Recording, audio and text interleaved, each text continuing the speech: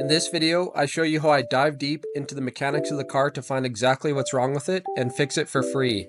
Then, we finish conditioning the rest of the car, and finally, calculate the massive profits I made on this vehicle. My name is Jeremy, this is Regen Automotive, and let's get to work.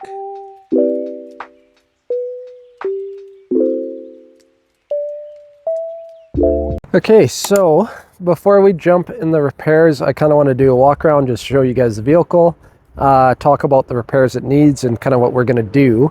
So when I looked at the vehicle, especially in my region, I look for the bodies to be like clean, straight, minimal rust, which this one is, so that's really good.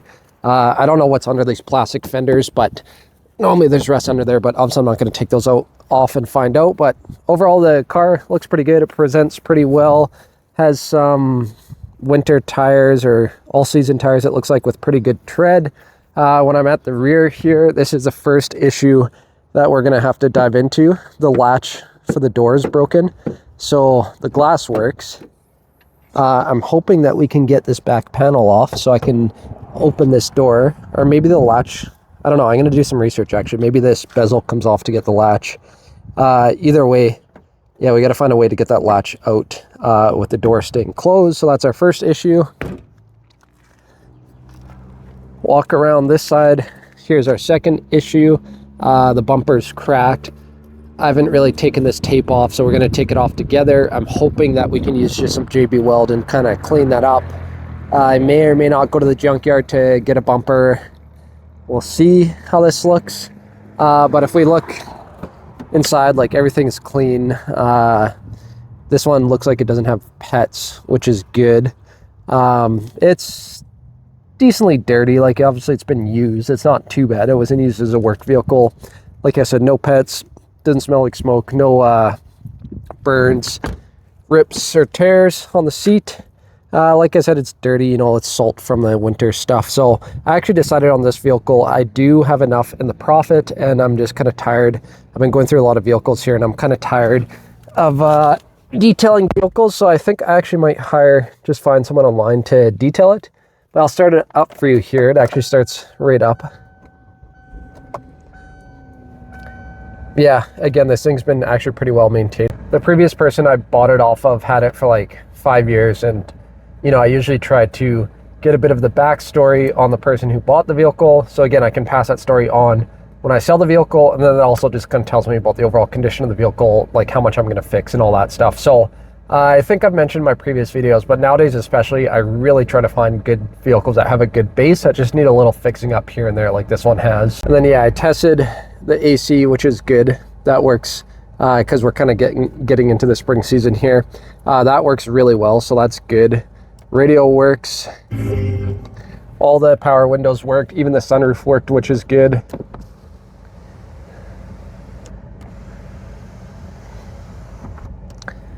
And then we'll go for a quick drive, and I'm going to show you another thing I noticed while driving it that we're going to take a look at today. I was going to say the steering wheel is actually slightly off when I drove it home, but driving now, like, let's get a straight.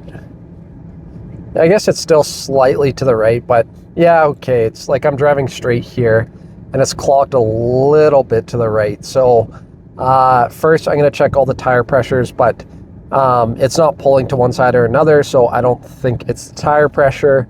I'm going to lift up the front end, just inspect, make sure there's nothing loose or crazy going on in the steering, which I don't think there is, because I think we'd hear noises.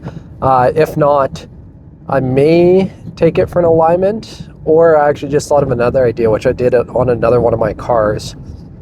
Yeah, like, I'll inspect the suspension, check the tire pressure. If everything looks good, and the tire wear, I guess, if I don't think it needs an alignment. One thing I did on my other car is that Pontiac Vibe I did, actually. They like aligned it to try to get the steering wheel straight, and they just couldn't get it straight. So all I did was I took the steering wheel off, and there's like splines within the wheel, and I just clocked it a couple, I think it's just like 1 or 2 teeth till the wheel is straight. So I actually just might do that for this. I think that might fix that problem. But like I said, we'll kind of inspect everything, make sure there's nothing crazy going on before we do that. So I'll show you guys something interesting that I found here. So I jacked up the tire, and then I just went to shake the tire to check if there's any play in the tie rods or ball joints or any of that stuff. And I noticed I had quite a bit of movement So I was kind of like moving the tire around back and forth, trying to see if I could find like the loose component. Normally, if you've seen my previous videos, you can usually tell if it's loose because, like, say if I shake this, this moves the knuckle, and then there's like usually a tapered metal joint between like the knuckle and the tie rod end. So usually you see like the knuckle and tie rod end kind of move at separate speeds, not speeds, but they move separately, I guess. It's not like a unified like joint between the two. So I was moving that, I was trying to check for the joint, and then I cranked the wheel, and in the process I locked the steering wheel. So then when I turn it back and forth, even now,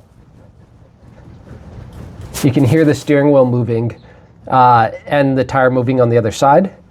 So I'll lock the steering wheel right now, and then we'll shake it, and then you'll be able to hear the steering wheel hit the two locks. So all that play was just the tire moving the steering rack, which in turn moved the steering wheel. So actually it's pretty tight. Everything's pretty good. Like I looked underneath, like all the rubber boots are good. There's no leaks. Like this thing is actually in pretty good shape for, what year is it? 08, I think, 2008. So I have the steering wheel locked. You hear that in the car? I was hearing that noise too, actually. I thought that was the tie rod, but it's actually just the steering wheel moving in the car. To prove it to you, I'll set up the camera right now in the car and the microphone. You'll be able to see and hear the steering wheel move when I shake the tire here. You guys got to look for me because I'm not going to review this footage. Hopefully the steering wheel will move, but I won't be able to see when I'm shaking shaking the tire outside the car here.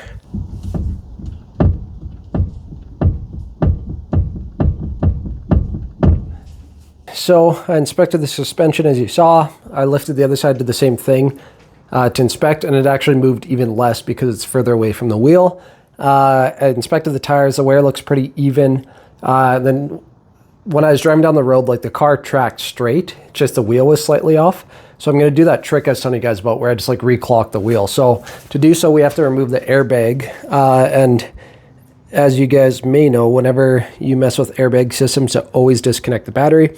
So I'm going to disconnect the negative terminal there. And then it looks like there's a couple, it's pretty standard for most airbags. There's either screws or caps or whatever. So it looks like we have a couple caps on the side. So I'm going to pop those off and see what's underneath, what we need to do to get the airbag off. I was going to say, luckily, this one doesn't have any steering wheel controls because it's a pretty base model, but it would have the clock spring for the airbag and the horn. So regardless, we're going to have a little bit of electronics. But anyway, let's get the battery disconnected and get those covers off and see what we're dealing with. So I have the cover off, and we have a couple T40 screws there holding the airbag off. So I'm just going to take this T40, get those off. I'll sit you guys down because obviously I don't want to strip that out.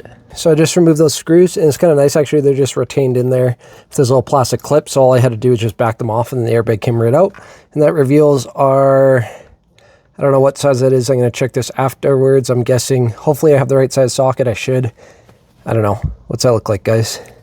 7/8 inch, 24 mil, something like that. So I'm going to play around with my sockets. And actually, I did this before actually when I had the Nissan Flip. I had to take, what was it? Did I have the steering wheel off that thing? I think I did. Can't remember for what reason, but I actually, I was driving in a parking lot. I wanted to get my steering wheel clocked perfectly straight. I think I'm going to do the same thing with this. So I had the airbag attached so the light didn't go on. And then I'm going to remove that nut and then like clock the wheel. And then before I put everything back together and tighten the nut, I'll just go for a quick drive. Obviously, I don't recommend driving around with a loose steering wheel, but I'm just going to go for a quick drive around my parking lot, make sure the wheel is straight, and then once it's straight, I'll tighten down that nut. But one thing at a time, let's figure out what size that is. 7/8 was the trick. I already broke that loose in my garage. And like I said, I'm just driving around the neighborhood. I do not recommend driving around on like busy city streets with your airbag hanging out like this and the steering wheel loose. But I literally am just doing it. I'm just going to make fine adjustments until I get the wheel to clock straight here. Just going for quick little drives up and down the street. Okay, so we have a couple small things on our list here. So I'll just kind of explain what's going on. For one, the tailgate handle is broken. I'll show you in a sec. So I have a brand new one, but there's a bit of a problem. The door is broken. The door, or the handle for the door, the glass works, but obviously I can't get the door open, so I can't get the panel off easily to replace the handle. So in anticipation of that, I'll show you the second thing here. Our bumper is cracked. So I went to the junkyard just to see if I could get a bumper, and I got pretty lucky. I found one there. These what are these, Kia Sportage. They're like, the way they have it set up, it's like they have different body colors, but the bumpers are normally just that dark gray color. So I got this bumper from like a blue car or something, but it still had that dark gray bumper. I just had to make sure it had the dual exit cutouts, which it does. And I was debating about fixing that bumper, but this was like $60 from the junkyard, so I couldn't really argue with that. And while I was there, I got the rear panel from the same car in anticipation that I might have to destroy that panel. I might have to destroy this panel to get the door open. So I'm going to get in there. First, I'm going to see if I can pry it open enough. And then I just need to like pull the lever to open the door. And if I can't do it easily, like I'm going to start using force and breaking this panel.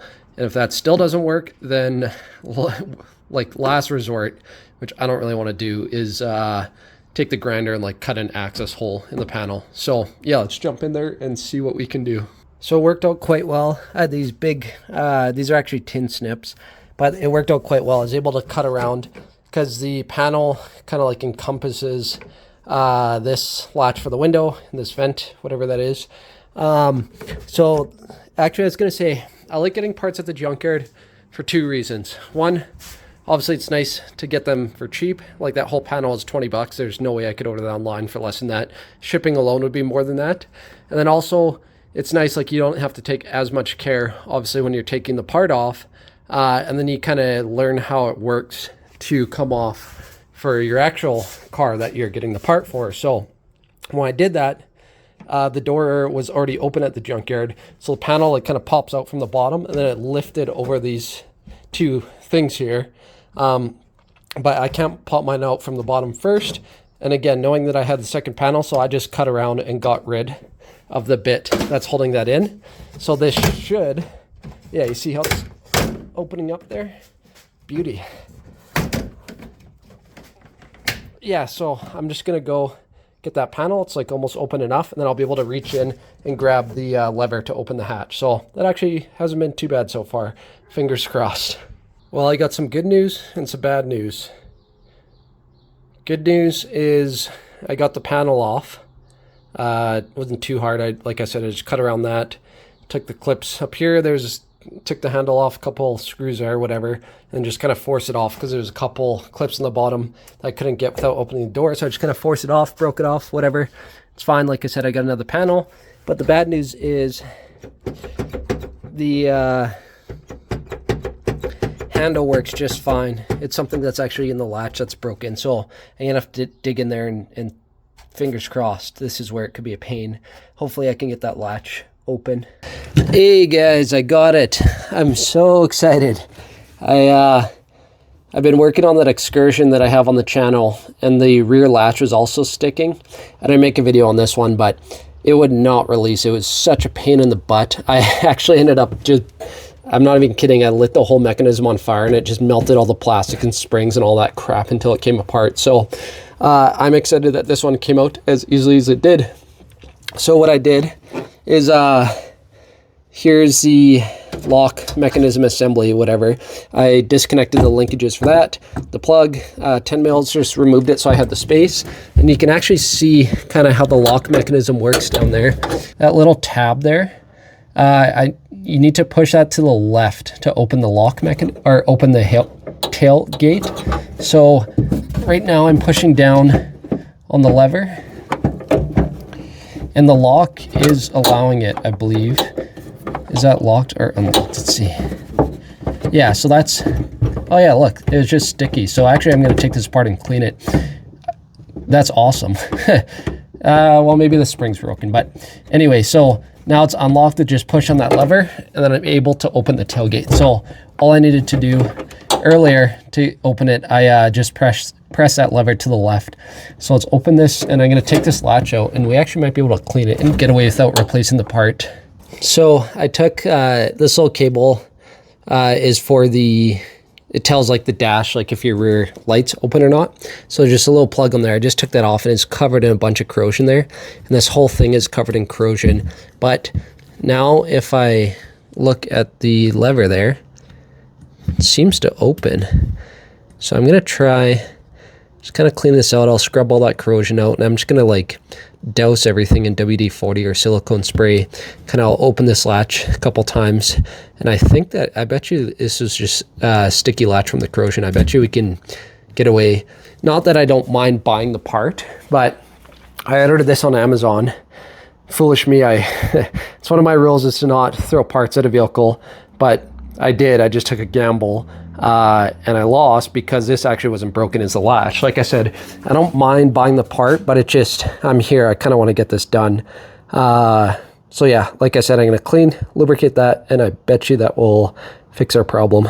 I don't know about you guys, but I think that is a working latch. Nice and smooth. So it moves a little bit, and then I feel where it hits the latch, and just a little click and she opens. So awesome. Free fix, can't complain with that. It's just a corrosion that was just holding up that latch that released it. So that is awesome. So yeah, I'm going to put all this crap back together, put the new panel on. Glad I got a new one. I didn't even have to try to preserve that one. I just broke it apart, got the new one, and then we're gonna work on getting this bumper off to get our new one on. And then I think that's all the repairs on this thing. Actually, this is a good moment to say, you guys, if you're liking the content, the flip content, especially the kind of tinkering and me finding these free fixes, don't forget to subscribe. It costs you nothing. It means a lot to me. Still trying to grow this channel, obviously, and I think as I record today, maybe I'm at like 902 subs. So I'm getting close to 1,000 subs, which is awesome.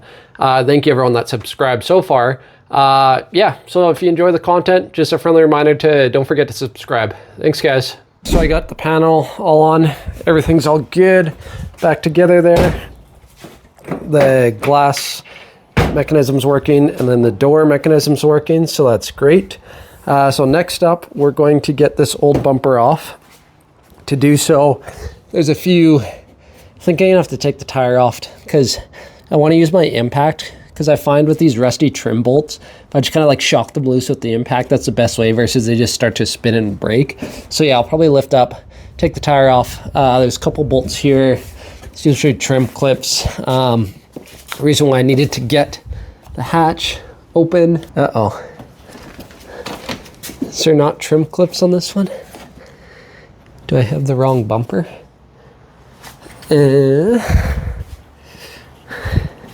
Oh no, okay, there's just the the two screws at the top. So I should have those two screws in.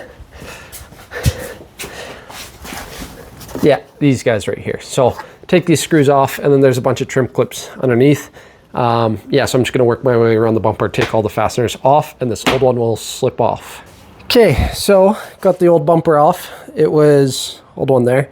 It was actually easier than getting the new to me one off at the junkyard, and the reason why is this car is just less rusty than the one was at the junkyard, so it's kind of having issues. And also I wasn't able to get, I think the wheel was on, it was a mess at the junkyard, but anyway, I got this off, just took all the clips there, a couple bolts, and I figured I'd show you guys. This is a good example why cars rust, especially like in kind of colder, like snowier, where they use salt sand on the road climate. Yeah, I'll show you right here. So the bumper was under here, and when it was all sealed within, like you can see where all this dirt and stuff was in the bumper. So it's all sealed under here, and this just fills up with dirt, water, salt, all that stuff, and it just rusts right through. Like all this sand and crap came out, and even this bracket, I'm actually surprised I'm surprised that's still intact. If this was like a truck or something, or a metal bumper on the car, like that's where it kind of starts at the rear wheels. They just get filled up and all that crap gets stuck in there and it just rusts away. So yeah, anyway, that's a good example, just to kind of show you how rust starts in certain places. Yeah, so I'm gonna go ahead, kind of clean up the new bumper, take the mud flaps off, or maybe I'll just leave them on. I think I maybe will leave them on and get the new bumper on here. All right, guys, we are all done this project. It is looking pretty good.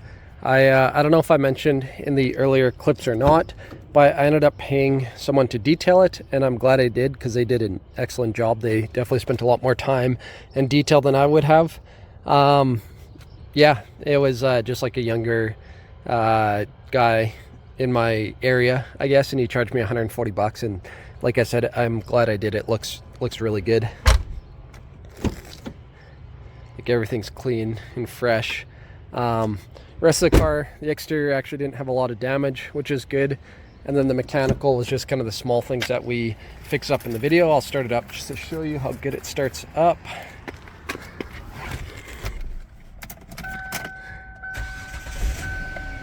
Fires right up, AC works, radio works, all the lights go off the dash. Obviously I have the door open and my seatbelt's not on, so yeah, she's pretty cleaned up. I have it listed for $5,500 right now. I've had a couple inquiries. If it doesn't sell this weekend, I'm gonna drop the price to $4,900. And I'm not gonna take any less than $4,500. So let's jump right into my costs on the project and the potential profit. So like I said in my previous clip, the vehicle hasn't sold yet, but I'm gonna make this video so I can release it on my normal Saturday schedule with the anticipated numbers. And I currently have it listed for $5,500. I actually have 2 or 3 people messaging me that want to check it out this weekend. They seem promising, so hopefully it sells. Fingers crossed. I'm hoping to get like 5, 48, 47. I'd be happy with that, but usually my rule is to, like, I kind of start higher with the vehicles. So this one I start at 55, and if it doesn't sell within 7 days, within a week, I'll drop it $500. So I'll just drop it to $4,900, and I anticipate it selling and getting a lot of interest for sure at that. And then, for example, if it's another week, probably at that point after I dropped it, I'd maybe wait a little bit more than a week and a half, and then I'd drop it down another 500 to 44. And usually within 1 or 2 price drops, I get them sold. But so with that being said, I have a little bit of interest at 55. So hopefully, fingers crossed, I can sell for 5. But we will do the math. Worst case scenario at 4,500. So I have the numbers here for you guys if I were to sell the vehicle at 4,500. So first we'll go over the costs. First, the purchase of the vehicle was $2,000, so I got a pretty good deal on that one. And then I started doing this thing so I don't have to bug people to drive me to the vehicles, and then also I don't have to like use the truck and trailer and rent a trailer. It's actually been working out quite well. So you'll see a lot more Uber costs in my costs. So I took an Uber to pick up the vehicle. That was $35. Another thing that I didn't really want to tell you guys because I was kind of embarrassed.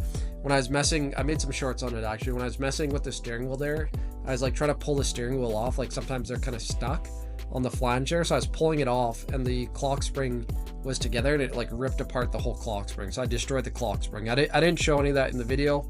Maybe I should have, but like I said, I was kind of embarrassed. So anyway, long story short, I got a clock spring when I was at the junkyard. That was 22 bucks. So luckily that mistake didn't cost me too much. I washed the exterior of the car myself. That was 10 bucks. And then I paid, like I said, that younger guy in my area, 140 bucks to detail it. So that brought my total cost to $2,207. So like I said, the projected sale price is minimum $4,500. So if I sell it at $4,500, that gives me a profit of $2,293. We'll round up to $2,300 for easy math. And then we'll talk about the time. So first I sourced the vehicle. That actually wasn't that long because I ended up buying, that was the first one I looked at when I was looking for a flip vehicle in that round. So sourcing it was about 2 hours. Junkyard, you know, like getting my tools, driving the junkyard, getting the bumper, all that stuff, I figured about 2 hours for that. Fixing it, so again, getting that steering wheel straight, fixing the hatch, bumper, whatever, I figured about 4 hours for that. And then again, I'm anticipating it'll take me about 2 hours total to sell, which is like taking photos, making the ad, showing the vehicle, negotiating, all that stuff. So if I add that all together, that's 10 hours of labor.